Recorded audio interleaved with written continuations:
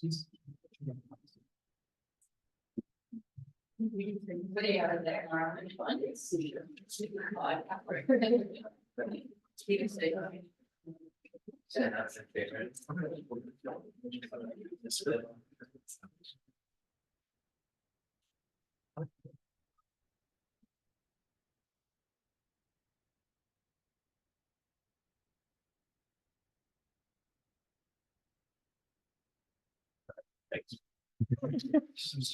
Yeah, actually, right, you know, so like Sure. space.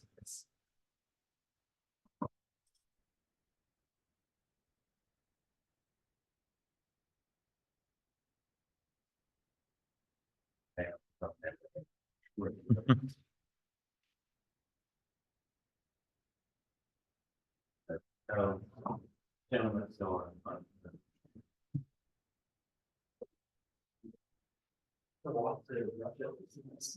I know. Yeah, you know, for people here really care about confidence. This is a trust. Like, it's just absolutely.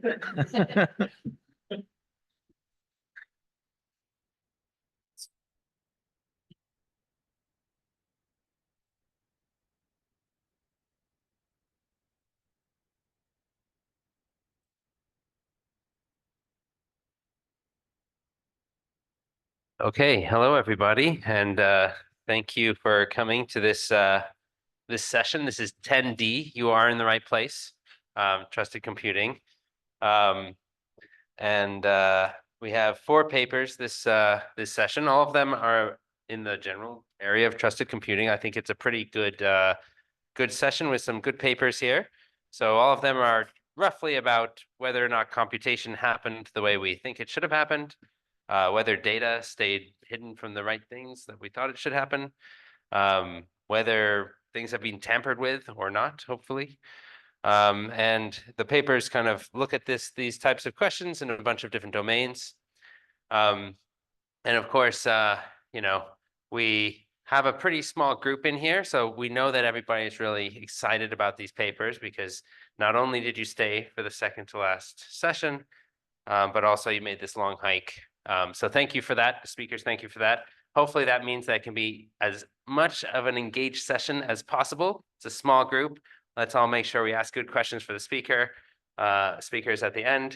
It's the same format as all the other ones. So we have 15-minute slots per paper. We have to stick to that schedule. The presentations will be about 12 minutes, and then we'll have 3 minutes for questions. So please do think of your questions. Let's try to keep this as interactive as we can in the Q&A session.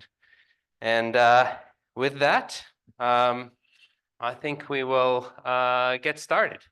So our first speaker is Ben Holmes from MIT. He's a first-year PhD student, and he is going to be talking about SEVeriFast. Ben, Right. take it away. Yeah, hi, my name is Ben Holmes, and I'll be talking about SEVeriFast, a bootstrap scheme that minimizes the root of trust for fast startup of SEV microVMs. And this is joint work from Vassar College and Virginia Tech. Today's major cloud providers like Amazon, Google, and Microsoft all offer confidential virtual machines, or VMs, where VM memory is encrypted to protect sensitive user data from a potentially compromised or even malicious host. The most offered confidential computing platform in the cloud today is AMD's Secure Encrypted Virtualization, or SEV, which will be the focus of today's talk.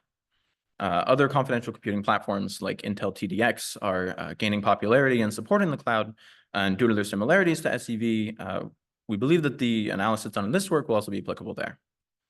However, all of these offerings are for long-running general-purpose infrastructure as a service VMs, and confidential serverless has yet to be offered. One of the reasons that confidential serverless doesn't exist today is that serverless suffers from the cold start problem. Serverless applications are partitioned into functions, or lambdas, which are isolated and ephemeral units of execution that each run on their own VM. Running each lambda in its own VM is beneficial because it provides auto-scaling and on-demand resource usage, but it also means that when a lambda is invoked, a new VM boots, incurring additional latency. With a typical general-purpose infrastructure as a service VM, this latency can be on the order of seconds, which is prohibitively expensive for lambdas that execute on the scale of milliseconds. AWS has addressed this through their Firecracker VMM, which boots microVMs that specialize to boot in just tens of milliseconds. However, in a confidential context, we no longer trust the host, and we can't rely on it to set up our VM for us. Instead, each new VM goes through a process to bootstrap trust through a trusted hardware module. In the case of SEV, this hardware module is called the Platform Security Processor, or the PSP. And with current methods of bootstrapping trust in general purpose VMs, this process again takes on the order of seconds, which is prohibitively expensive for serverless. So in this work, we ask, how can we bootstrap trust while maintaining microVM comparable boot times? So to give a quick overview of the talk, I'll first provide some background on the techniques that microVMs use to boot fast and the SEV boot process. I'll then present our design of SEVeriFast, which shows that optimal techniques for fast boot with SEV contradict today's microVM techniques. And finally, I'll present an evaluation of our system.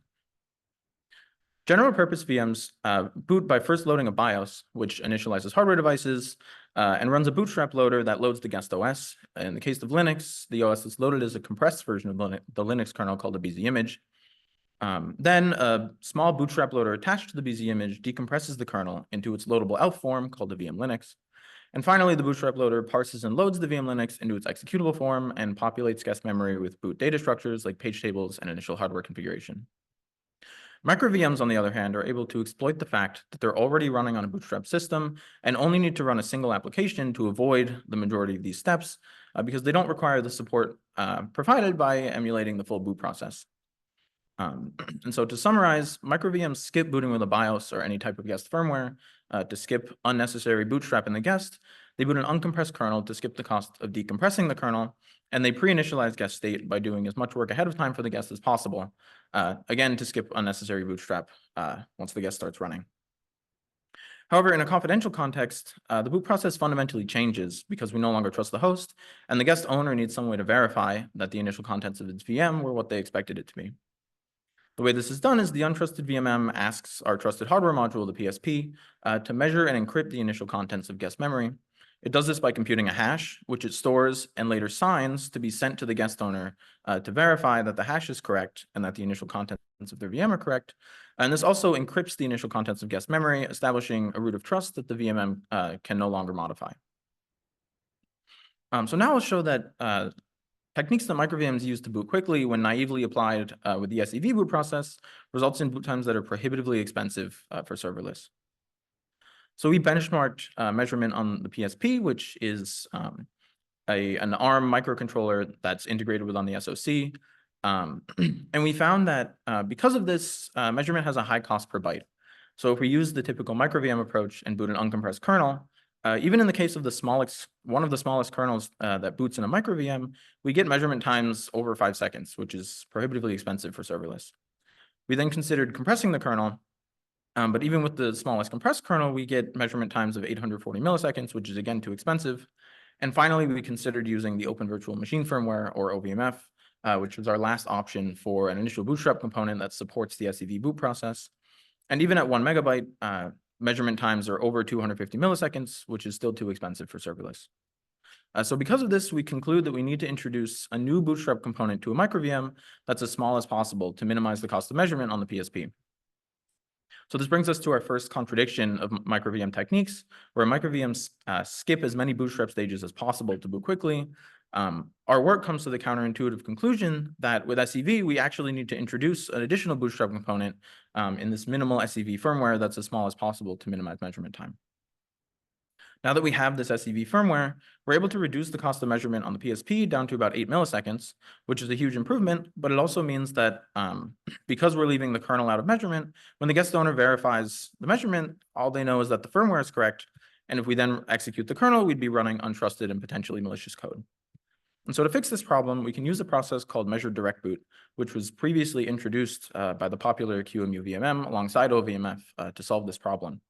The way this works is the VMM is provided with a hash of the kernel that the guest owner wants to load and populates guest memory with the hash, and in our case, our SEV firmware.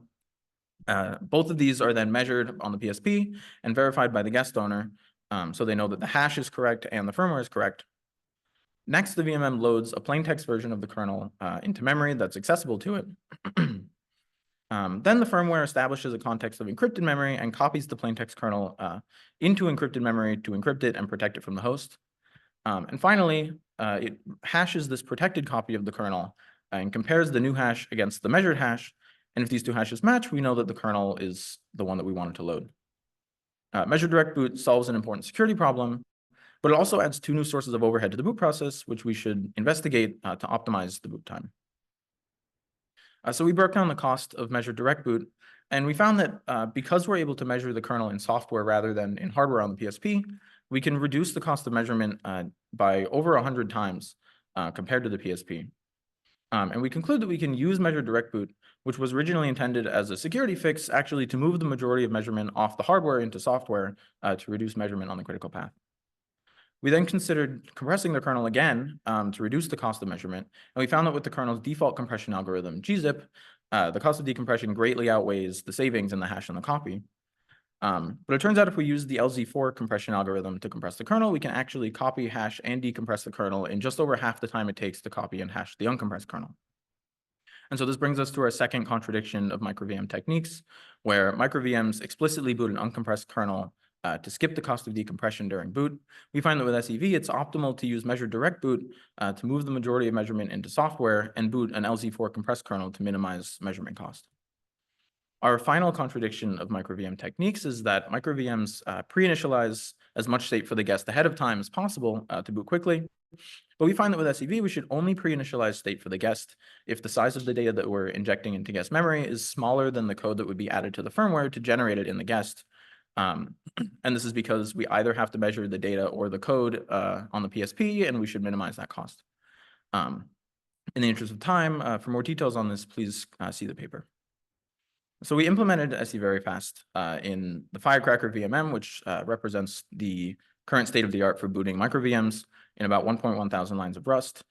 We implemented our minimal SEV firmware as a standalone Rust binary in about 1.5 thousand lines of Rust, and it sits at about 13 kilobytes right now to reduce the cost of measurement in hardware. And this firmware implements measure direct boot and SEV paging to set up encrypted memory. So now I'll present an evaluation of our system. The main three questions that we ask in the evaluation is, how does SEVeriFast compare to the existing method of booting SEV guests in QEMU and OVMF? How much overhead does SEVeriFast add to non-SEV microVMs in Firecracker? And how does SEVeriFast scale with bursts of load when VMs are booted concurrently? And we evaluated with three representative kernel configurations. The first is the Lupine configuration from Lupine Linux, which was presented at Eurosys, and represents one of the smallest kernels that can boot in Firecracker. An AWS kernel, which represents a typical microVM kernel config and is the default shipped with Firecracker. And finally, Ubuntu, which represents a typical large Ubuntu config shipped with Ubuntu. In our first experiment, we booted VMs in series, both with SEVeriFast and in QEMU with SEV enabled. And we found that because SEVeriFast reduces the cost of measurement both in hardware and in software, we're able to bring boot times down by 86 to 93% across all three of our kernel configurations compared to the current supporting QEMU. We then compared the overhead that SEVeriFast adds to a microVM to non-SEV microVMs in Firecracker. And the first thing we found is that our design decision to boot a compressed kernel does hold across all three of our kernel configurations. But we also found that SEVeriFast adds significant overhead to a non-SEV microVM, and we identified these sources as coming from three main places. The first is the SEV launch commands in the VMM. The second is the overhead of doing measured direct boot in the guest in our firmware. And finally, SEV-related bootstrap and other overhead caused by SEV during the Linux boot process. Again, for the sake of time, please see the paper for more details on these sources of overhead. Finally, when we evaluated concurrent VM boot times, we found a fundamental bottleneck in the design of the PSP, which is because the PSP is a single core, it essentially serializes all of the launch commands for each VM booting concurrently. This means that as the number of concurrent instances increases, the average boot time per VM also increases linearly. By virtue of the fact that SEVeriFast minimizes the cost of measurement, we're able to reduce this slope compared to QEMU, but we still see this linear trend. And this represents an interesting opportunity for future work where we might be able to virtualize the PSP and extend a single hardware-backed root of trust in software and potentially boot all of our VMs without going through the PSP to try to minimize this cost. So to conclude, I've presented SEVeriFast, which shows that current microVM techniques for fast boot are incompatible with SEV microVMs. And SEVeriFast minimizes SEV-related overhead by minimizing the size of measurement in hardware and moving the majority of measurement to software. Our system is open source at this link, and I'm happy to take questions. Thank you.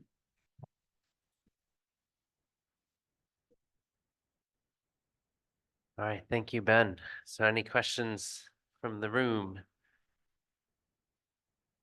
Good job.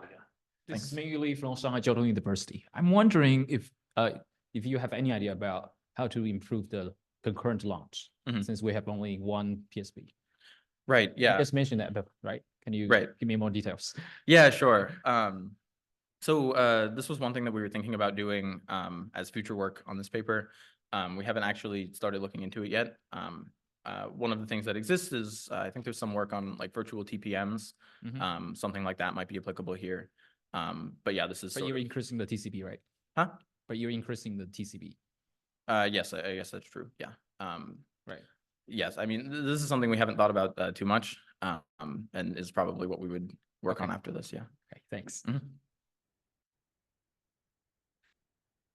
Okay, we have time for another question. Thank you. Zhang from UIUC. So we know that the kernel is not just a blob of binary. It requires some data to function properly. For example, the kernel command line. So how can you also protect this thing? And what is the overhead there?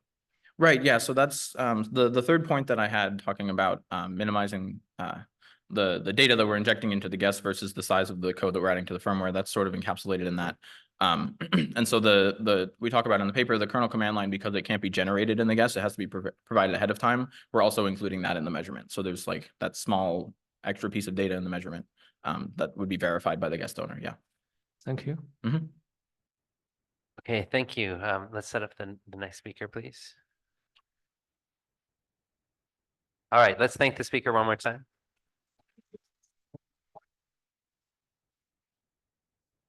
Okay, our second speaker is Erhu Feng from Shanghai Jiao University. He's a fourth-year PhD, and he has about one more year to go, and then maybe he will become on the market. And his interests are in architecture and system security. And hopefully the laptop will work. Thank you to those who found the place, who came in after a long hike. Thank you for joining us. All right, and let's hear about sIOPMP. Hello, everyone. I'm Erhu Feng from Shanghai Jiao University. It is my great honor to share our work as sIOPMP, a scalable and efficient I/O protection for TEs. TE, or Trusted Execution Environment, is a hot topic for current computer security. And we have seen many different TE designs like Intel SGX, ARM Trustzone, RISC-V Penlan, and so on. TE can protect a piece of software code from other untrusted software modules, including the hypervisor, operating system, and other untrusted applications. To achieve this, TE contains secure hardware resources like secure CPU cores, isolated memory, and trusted devices. In this work, we focus on the device protection for TEs. First, I will introduce the malicious DMA attack. The current devices have the direct memory access capability without CPU intervention. Therefore, any CPU-side memory checks do not apply to the device side, and a malicious device can use the DMA to access the secure memory. To defend against these malicious DMA attacks, current TE systems adopt different protection mechanisms. IOMU is widely used for device isolation, as it translates I/O virtual address to I/O physical address. However, it introduced more than 20% performance overhead due to the IOTLB shutdown, and it needs an additional memory copy when considering the subpage isolation. Another solution is using the trusted I/O bus to check the DMA request. In this design, a trusted I/O bus contains several I/O checking registers, which record the size and address of I/O region, permission, and other metadata. Trusted I/O bus is widely used in current TE systems like ARM Trustzone, RISC-V IOPMP. However, it only contains limited number of devices and I/O regions, like 64 in RISC-V IOPMP and 16 in ARM Trustzone. So, and what's more, it also has the pool scalability due to the priority check. Besides I/O isolation, TE also use the encryption memory for device protection. For example, only the device who owns the encryption key can decrypt the data in the device memory. However, this mechanism will introduce high performance overhead due to the memory integrity protection. If we remove the memory integrity protection, it still relies on the I/O isolation to defend against the replay attack. For example, SEVSMP uses the received memory table, and ARM-CCA leverages the granular protection check, which has a similar problem with the IOPMP mechanism. Compared with the existing solutions, IOMU-based solutions have better scalability but poor performance. On the contrary, the trusted IO bus has better performance but poor scalability. So how to balance the performance and scalability of IO protection for TEs? After thorough investigation of IO protection mechanisms, we get two insights. First, paging is widely adopted in the CPU side isolation. However, it may be not suitable for current high-speed I/O devices, as it cannot well fit for sub-page and super-page isolations and has high overhead due to LTLB shutdown. Region is more suitable for I/O isolation, but it needs enough hardware I/O regions, which is equal to the number of gather and scatter buffers for DMA, and it also needs to support enough devices when considering the device virtualization, as a physical device can virtualize hundreds of virtual devices in current cloud computing. Our solution is sIOPMP, a scalable region-based isolation for I/O devices, aiming to support more than 1,000 hardware I/O regions and unlimited devices. The first technique in sIOPMP is the multi-stage tree-based tracker, which can support more than 1,000 hardware regions. Since the hardware regions has priority, the traditional tracker adopts the serial tracking logic, which becomes the bottleneck in the DMA scenarios. In sIOPMP, we propose a tree-based LPMP tracker, which can perform the pair-to-pair permission check and reduce the tracking depth to log-n level. Besides, we also observe that most devices are throughput sensitive but not latency sensitive. For example, a network package may be transferred in the network for thousands of cycles. Therefore, we can add 1 or 2 extra cycles for I/O tracking and divide the I/O regions into multiple stages. We also add some stage registers which record the partial authentications, stage number, address, and other information. The second technique is hot and cold device separation to support unlimited devices. It is based on our observation that there is only limited hot devices running concurrently. The hot device represents the device which is invoked by the active VM or thread. Therefore, we only need to receive the I/O regions of hot devices in the hardware tables and receive the I/O regions of cold device in the software table in the secure memory. When a cold device is invoked, we can temporarily mount its I/O region into last hardware entries to accelerate the I/O checking for this cold device. The third technique is the hot and cold device switching. The device may be switched between the hot and cold status due to the dynamic I/O workload. However, when considering the unlimited number of devices, how to design a lightweight switch mechanism? To solve this problem, we adopt a special hardware structure called a content addressable memory or CAN table. Different from other hardware table structure, it uses content to retrieve the address. Therefore, we can map the unlimited device ID to the content and fix the hot ID to the address. If device status is changed, we only need to map or unmap the device ID in the CAN table. The sIOPMP design can also work with the LMU, which decouple the I/O address at translation and security check. In this case, IOMU is only responsible for I/O address translation, and it can delay the LTLB flushing. While sIOPMP concentrates on the I/O isolation, when the device memory is reclaimed, we need to revoke the permission in sIOPMP regions immediately. As modification of sIOPMP entries is a synchronized operation, it is much efficient than the asynchronous LTLB flushing. Now let's go to the evaluation part.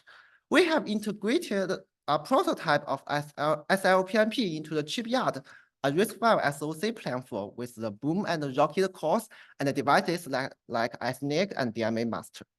We compare the performance of sIOPMP with other I/O isolation mechanisms, such as LMNU with strict and deferred modes, and the original IOPMP design and the software I/O mechanism used in the current confidential VM like SEVSMP.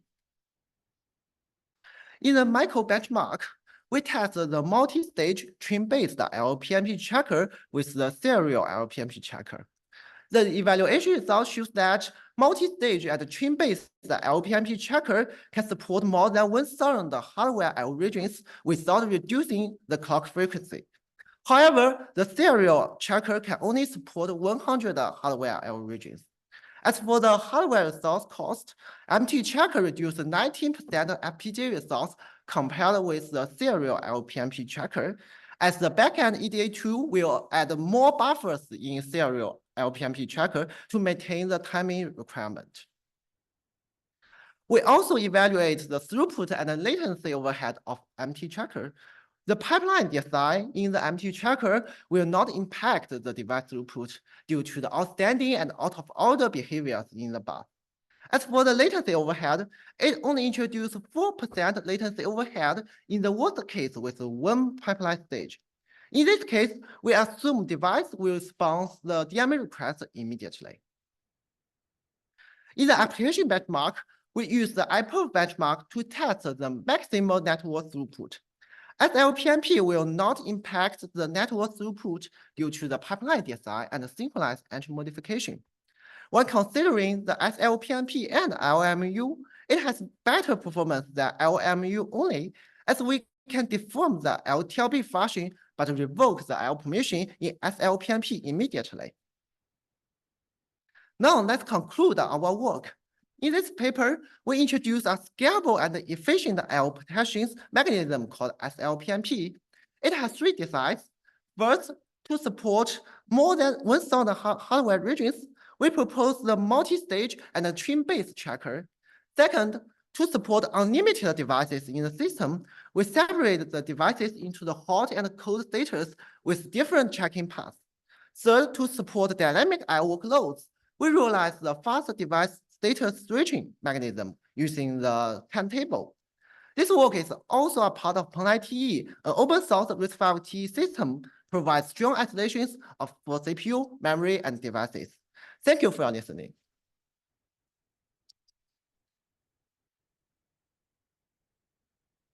Okay, thank you very much. So we have time for some questions. If people have questions in the room. Hi, good talk. Tamara Lehman from University of Colorado Boulder. I'm curious about your performance numbers that you showed. You said 4% overhead compared to what? That's my question. Do you mean the performance overhead? I think it's slide, yeah. This slide? Or So the next one, yeah, that one. Introduce this slide? 4% latency performance overhead. Because when compared with the LMU, it need to flush the LTLB for each DMA or map operations, and it is very costly operations because the LTLB flush is a synchronized operation. However, as for SIOPMP, it is a synchronized operation, so it has better performance than LMU.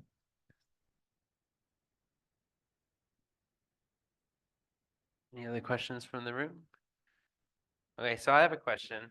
So about the, how you supported multiple devices, right? You said you could support an unlimited number of devices. Yes. And I was wondering, in that scenario, is that only in an overcommitment type scenario where you would kind of encounter that, or is this for some other use that I'm not thinking of? It's because we think there are two types of devices, and we give a fast pass for hot devices.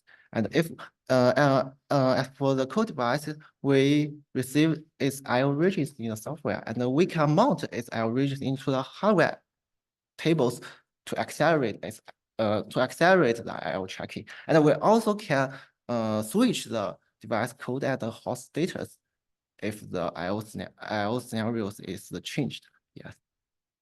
So in terms of the switching, Yeah. is that very expensive? And No, how no, often no. do you expect it to happen? No, it's not very expensive. We only need to modify the address in the CAN tables. It is very fast, as we have introduced in the technique 3. Great, thank you. Any other questions from the room? Okay, let's thank the speaker again.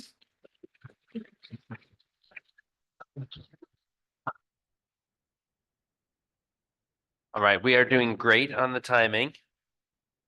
So our next speaker is Samuel Thomas, who's from Brown. He's a 4th-year PhD, and next spring he's expecting to be on the academic job market. So if you're looking to hire on or hire somebody at your institution, think of Samuel Thomas from Brown. Just keep that in your mind for the whole next year until spring. Then he'll be ready. All right, and he's going to tell us about A Midsummer Night's Tree, hopefully an iambic pentameter. Unfortunately, that's a limitation. Limitation. Okay, so Samuel Thomas with Midsummer Night's Tree.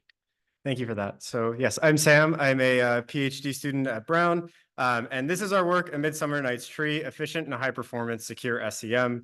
The name is a play on the Shakespeare comedy, A Midsummer Night's Dream, which is well renowned for having a play within the play. Similarly, our work takes advantage of a tree within the underlying integrity tree to optimize secure memory. This is a joint work with my collaborators at the University of Colorado Boulder, Bryn Mawr College, and the Colorado School of Mines. So naturally, when considering secure SEMs, there's a trade-off between performance and recovery. A lesser explored element of this trade-off, however, is the hardware complexity. And our work, A Midsummer Night's Tree, directly addresses all 3 elements of this trade-off space. We address performance by performing hot region tracking to accelerate frequently accessed data. We strictly persist cold data to ensure recovery costs are low, and we offload the complexity of our approach to software rather than having complex hardware. So to overview our approach and outline this talk, first I'll go through a background on secure memory and non-volatile memories before getting into our contribution to Midsummer Night's Tree. Finally, I'll wrap up with evaluation and conclusion. So first, some background. The memory device is probably the most vulnerable device in a processing system because if we have a process that's running on a CPU that's dependent on some value in memory, it's very easy for that value to be corrupted, either by a process running on the same CPU or on a shared CPU that's using the same memory device. So as a result, this begs the question, what would we like our underlying hardware to do? For one, we'd like our memory device to ensure that whenever we're processing on a value, that these values are uncorrupted. That is, they're in the same state that we expect. Furthermore, if our memory device is non-volatile, we'd like to ensure that we guarantee the integrity of values in memory through a crash. And we'll do this through the secure memory protocol. The secure memory protocol starts by assuming that the memory device is the vulnerable device, and so any value in memory is untrusted. Values in the processor side, that is in the registers or the on-chip cache hierarchy, are assumed to be trusted. So if we have our value n, which resides in untrusted memory, we can authenticate that this value is in the expected state by maintaining a hash of n on the processor side. Then, anytime we want to access n, we fetch the value, compute its hash, and so long as the hash matches our expected state, we know that the value is safe to process on. Unfortunately, there's lots of values in memory and not enough space on the processor side to store the hash of all of these values there. So one thing that we could do would be to store the hashes of these values in the memory device itself. Unfortunately, values in memory get updated. And so if we update a value and our memory device tells us that a hash authenticates, there's no way to be able to determine whether or not we're authenticating the correct value or some replayed stale value in the memory device. So what could be done? The secure memory protocol treats hashes in memory as themselves data and takes the hash of these hashes and repeats this process recursively until there's a single root of trust that can be used for authentication.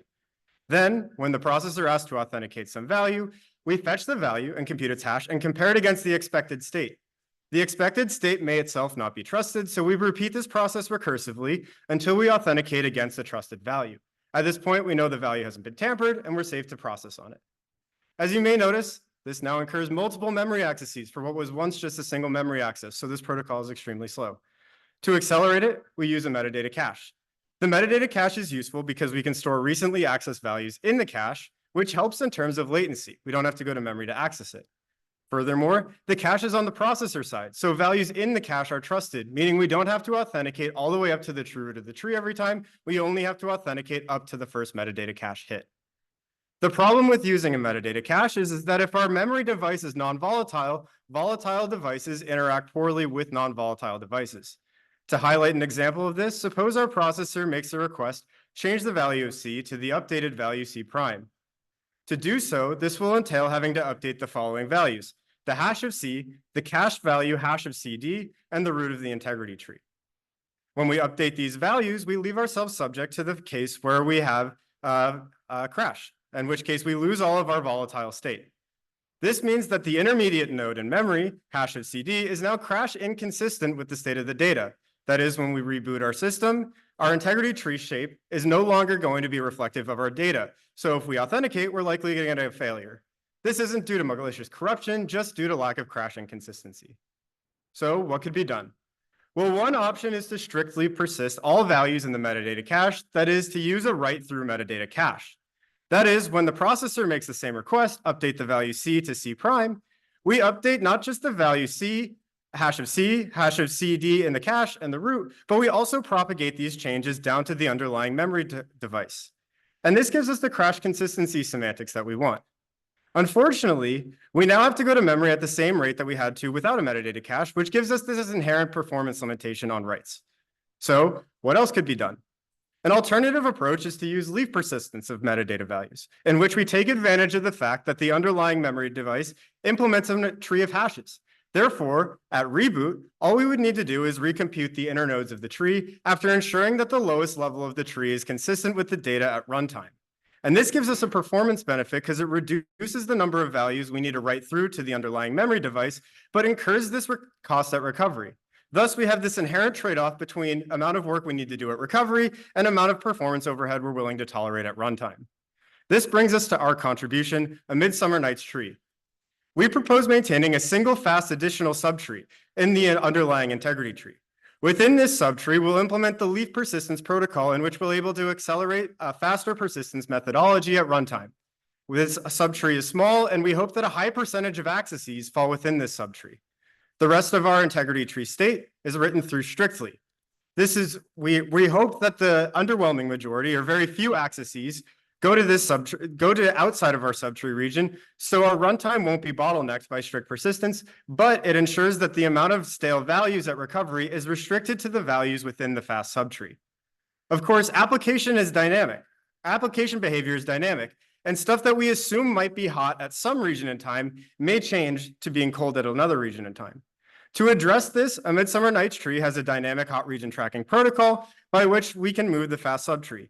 To do so, first we need to persist the leaf persistence region directly and propagate changes that have been updated to the fast subtree root up to the true root of the tree.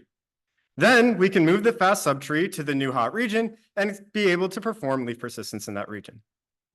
This protocol is dependent on the assumption that in-memory locality exists, and to motivate this, we collect memory traces from the spec CPU benchmark suite and plot them as a histogram of addresses in memory versus their relative access rate.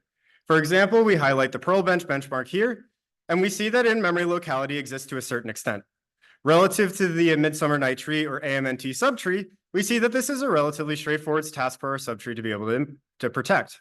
Unfortunately, a key insight from our work is that not all applications exhibit this behavior.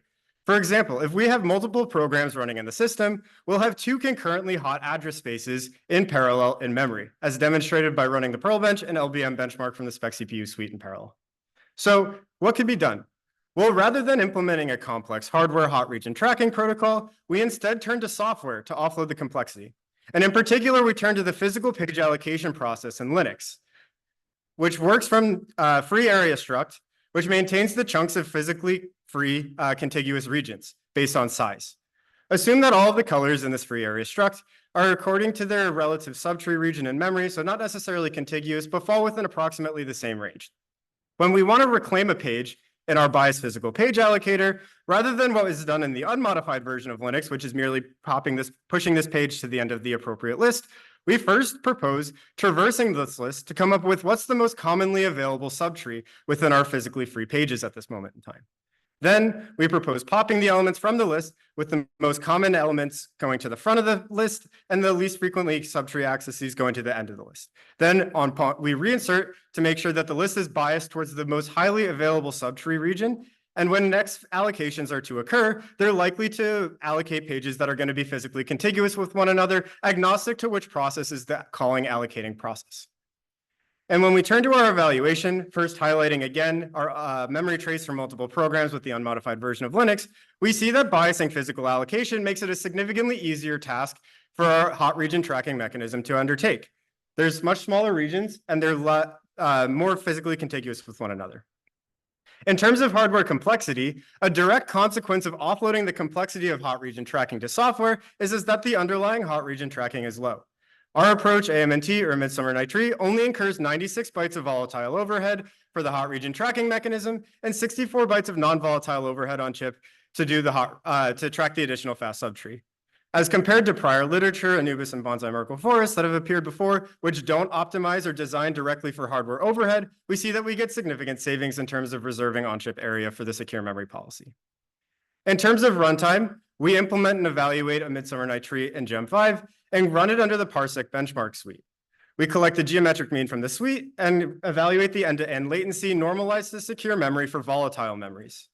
In particular, we compare it against the baseline protocols, leaf and strict persistence, where we see that leaf persistence incurs a small overhead relative to the volatile protocol, but there's a significant penalty to using strict persistence.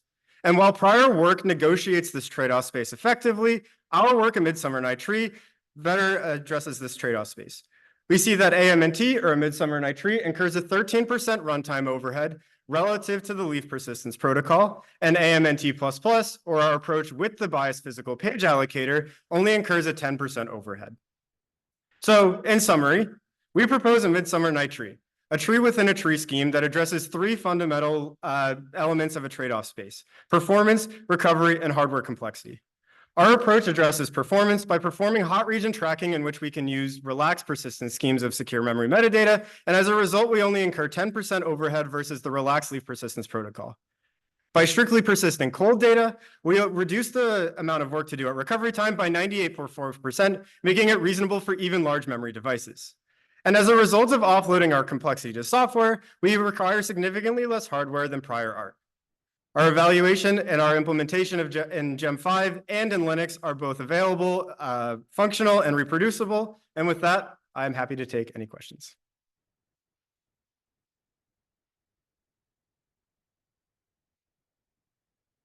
Thank you very much. Is there any questions from the room? Please come up to the microphone. All right, I'll ask you a question. So when you're talking about this hot and cold, right? It seemed to me like it's kind of built on these two different approaches. And I was wondering if there was any opportunity to have either different tree structures, maybe more branching factor, if that would affect anything, or different kind of balancings of the tree, which would affect how you would take this approach and navigate this trade-off. Yeah, so it's an interesting idea.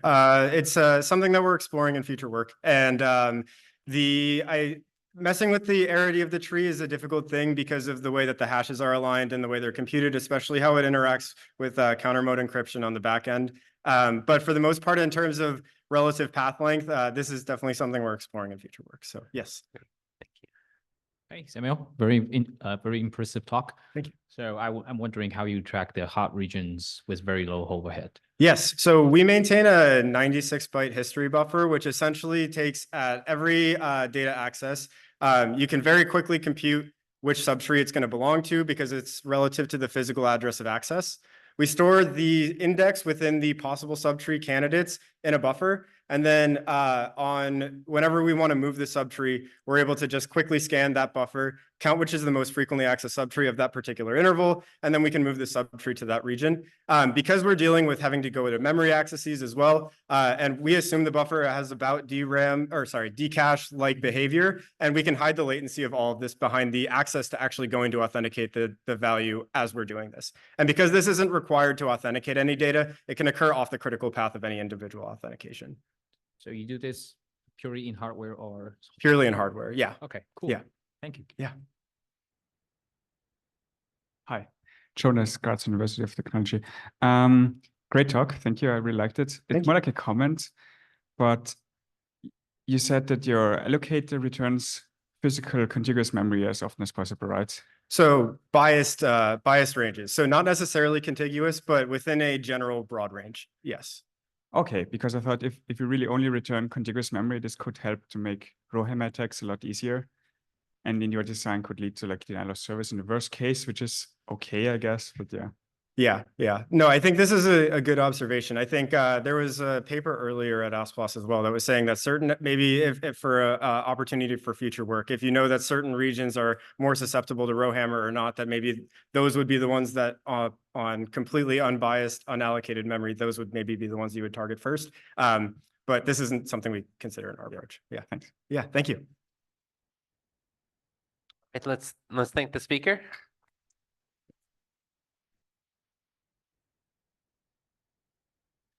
All right, and we have reached our final presentation of the session.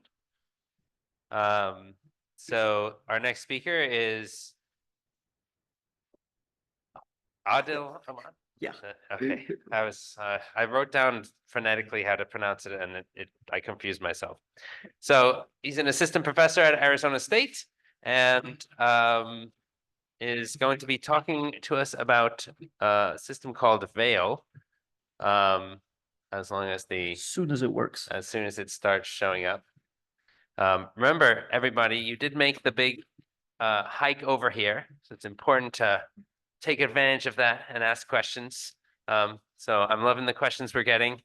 Let's keep up the energy for our last speaker of the session. Oh, it takes us. And there we go. All right. Okay. Okay. All right. Go ahead, Adil. Great. Thank you, Dan, for the introduction. Hi, everyone. I'm Adil Ahmed from Arizona State. Today, I'm going to be talking about how we can improve the security of data in confidential virtual machines using the notion of protected services. This is a joint work with researchers at Purdue University and George Mason. CPU technologies like AMD's secure encrypted virtualization allow us to isolate our virtual machines from the rest of the cloud infrastructure.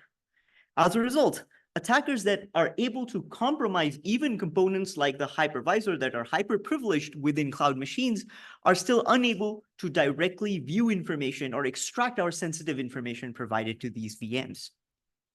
And it is due to these security guarantees that confidential virtual machines are increasingly being deployed in cloud machines, including Microsoft Azure, Google Cloud, and Amazon Web Services. Confidential virtual machines, however, are still susceptible to attacks. The VMs have to interact with outside components, including the hypervisor. And attackers that control the hypervisor can then try to compromise a software component within the virtual machine through these interactions. Like a normal VM, we would rely on an operating system kernel to defend against these attacks and shield our sensitive information from potentially malicious tenants or system administrators. I'm here to tell you, however, that this trust on the operating system is misplaced. The CVM operating system is not special. It's typically a monolithic operating system kernel like Linux, particularly because we want to have the performance benefits and backwards compatibility that these kernels provide us. And such kernels are very complex with millions of lines of code and have a significantly large attack surface. And they can easily result in scenarios where our trust placed in these kernels gets violated. Let's take a look at, as an example, the scenario of kernel code integrity. Once we install a kernel within a VM, we want to make sure that whatever kernel we installed is not maliciously modified by any attacker. And for that, operating system kernels today implement a service like code write protection, where essentially they would use page tables to ensure that the code regions within the kernel are not actually writable.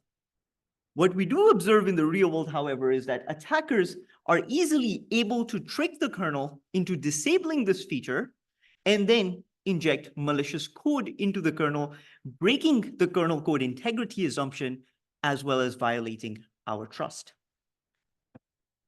This brings me to the important question. what can we really do about this?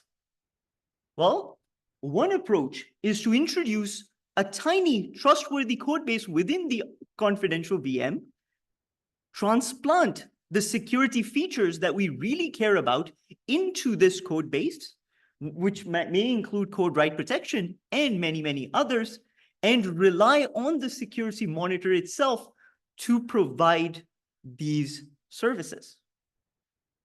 And as you may have guessed, the system architecture in which a security monitor empowers different set of protected services is Veil. There are two important requirements for Veil to achieve what it wants to do. The first requirement is that it needs to have versatile permission primitives, which include both read, write, and execute protection. The reason for that is the kind of services we want to implement using the security monitor require the ability to restrict untrusted components' access to certain regions or their execution permissions. A great example for this is the code write protection. Essentially, we would require the ability to restrict writes to kernel code regions if we want to implement this service. The other important requirement is multi-domain isolation. We want to be able to isolate the untrusted and trusted components because otherwise we can't really trust the trusted components. But we also want to internally isolate those trusted components to make sure that the compromise of one specific part of the system doesn't result in all the protection guarantees that we want to enforce being nullified. Veil has a trick up its sleeve in the form of virtual machine privilege levels, a new hardware feature that is available in all new AMD systems to achieve these requirements. What virtual machine privilege levels essentially does is it allows us to divide the virtual machine into different levels where a higher privilege level, where our monitor executes, has the ability to restrict memory access permissions for lower levels. And these memory access restrictions can be done for read permissions, for write permissions, and for execute permissions. VMPL also allows us to create multiple levels of lower domains, allowing us to isolate protected services from the security monitor as well. So you might wonder, has AMD just done my homework for me, or is there still a challenge to building Veil? Well, there are two challenges. The first one being that virtual machine privilege levels only provides us 4 different domains. 2 of these domains must be used by the operating system and the security monitor, essentially leaving us with only 2 domains to implement all the different kinds of protected services that we want to. That means that we would essentially not be able to isolate these services if the n amount of services we want to implement are greater than 2. The second challenge is that virtual machine privilege levels are assigned at the virtual CPU granularity whenever the CPU is created. So as a result, once you create a virtual CPU, once the hypervisor creates a virtual CPU and assigns a virtual machine privilege level, you can't really use that CPU to execute any other software that is contained within a different level, essentially requiring you to reserve the CPUs that you would want to implement different services and run software in different domains. In the design of Veil, we address both of these challenges. To address the first challenge, we combine the memory isolation primitives provided by virtual machine privilege levels with that of traditional protection rings within VMs. Essentially, the idea here is that we can run all the protected services within one virtual machine privilege level, but we want to run them as user mode services. What that essentially allows the security monitor is the ability to then use page tables to internally isolate the memory between these services, ensuring all the numerous domains that we want to create and isolation between them. To address the second challenge, we leverage the idea of virtual CPU replication to avoid reserving different CPUs. Well, if you think about virtual CPUs, well, these are just data structures that the hypervisor creates to essentially map a virtual thread onto a physical CPU. what you essentially can do in this particular scenario is create a copy of that virtual CPU data structure and map it to whatever software you want to execute at whatever privilege level. So when you want to exit, when a certain software wants to call another in a different domain, what it can then do is call the hypervisor, which will then switch the instance to whatever domain you want to call and resume from that particular domain, avoiding waste of CPU resources, rather using a single physical CPU. And by combining up, and if there needs to be some message passing that must be done, some communication that must be done between the domains, it can simply be done through shared message passing protocols between those software endpoints.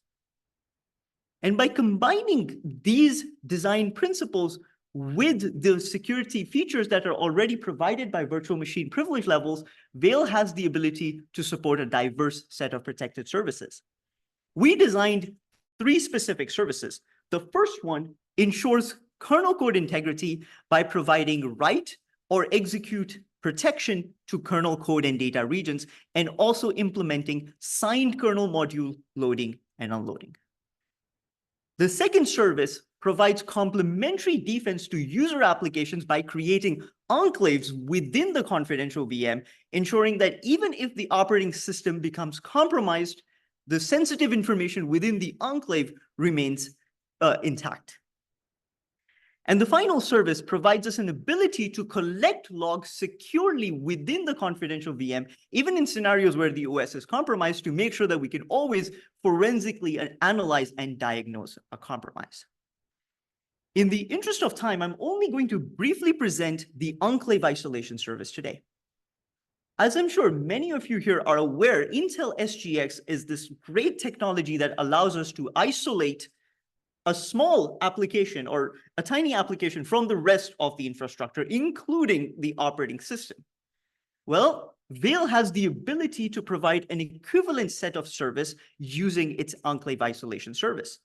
So what it does in this particular scenario is it uses the memory protection features provided by virtual machine privilege levels. It implements software page table protection, as well as system call sanitization, to essentially ensure that even if the operating system on this computer on this confidential VM becomes compromised, it would still not be able to access any of the information that you keep inside this enclave, essentially creating a nested, trusted execution environment. At this point, you might be wondering, what exactly is the performance overhead of implementing all of these services in a protected manner within confidential VMs? Well, to do that, to find out what this overhead is, we actually implemented Veil using Linux operating systems on AMD's latest processors. And what we observe is that the kernel code integrity service incurs 4 to 6% performance overhead during kernel module loading, which is essentially the time where you need to implement those checks. The enclave isolation service over a diverse set of programs incurs 5 to 69% overhead, while the log protection service incurs 1 to 19% overhead to generate and protect these logs. If you're interested in the details, please refer to the paper. But what this result really shows is that Veil and its protected services incur a modest overhead for a variety of practical use cases today. I'll conclude by leaving this thought. Confidential virtual machines have the ability to provide strong data security, but only if we rethink the way we assign trust within confidential VMs. In Veil's scenario, we don't assign trust to the operating system, rather we implant it on a trustworthy security monitor with a tiny attack surface and implement the set of security features that we really care about within this monitor. Veil's source code will be open sourced in the coming weeks, and thank you so much for listening to the talk.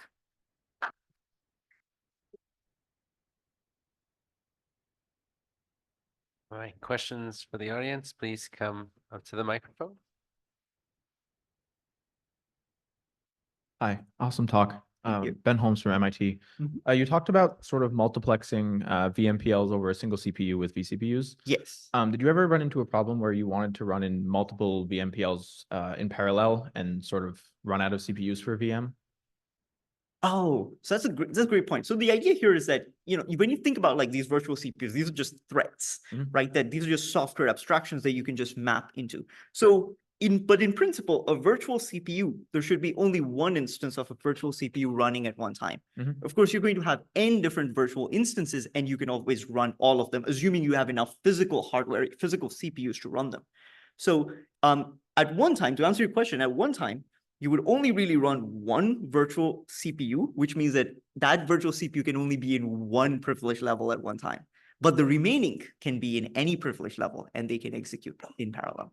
Sure. Hope that answers the question. Yeah, I mean, I was sort of wondering if there was Yeah. ever a time where you'd want multiple physical CPUs to also have vCPUs mapped to them that are at different VMPLs running concurrently. Oh, yeah, you can totally do that. Okay. Yes, you can Yeah. absolutely do that. That's not really a problem. The hypervisor just needs to support it, and our hypervisor does. Cool. So, Thanks. yeah.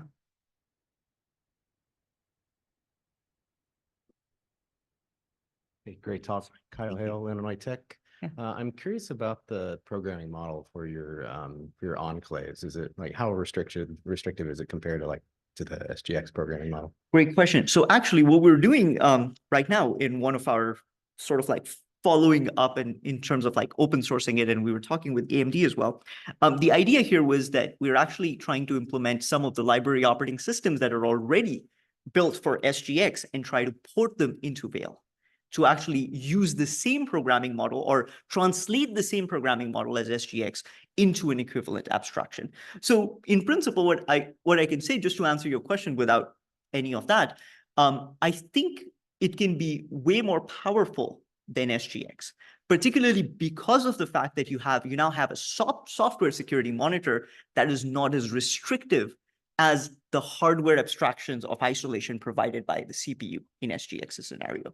So a lot of previous work, including HyperEnclave, has shown that hypervisors or like software abstractions can provide at least equivalent to SGX, but I think we can do better. Awesome. Thank you. All right, I think there's we some- are. Oh, one more question. Okay. Nice talk. So can I ask, so how general is the approach? Maybe does it depends on, AMD's hardware? So how about Intel TDX? Fantastic question. And this is a question we've asked ourselves a lot of times. And what I would say is, please stay tuned for our next work. But to answer this question, this one is not as general as we would want it, because it is very tied to the AMD abstraction. Because these virtual machine privilege levels, and we talked to Intel about this actually, and we asked whether they were going to implement it, and the unofficial answer is no, that they don't have it. But for AMD's confidential VMs, which are today the vast majority of confidential VMs out there deployed in the cloud, this is completely usable. Okay, thank you. Hope that answers. Yeah. Okay, let's thank the speaker one last time. And that brings us to the end of the session. So thank you all for making it out here. Good luck finding your way back to the rest of the conference. And I'm sure if you have more questions that you want to ask the speakers offline, I'm sure they're more than happy to continue those while we are getting lost on our way back. Thank you all.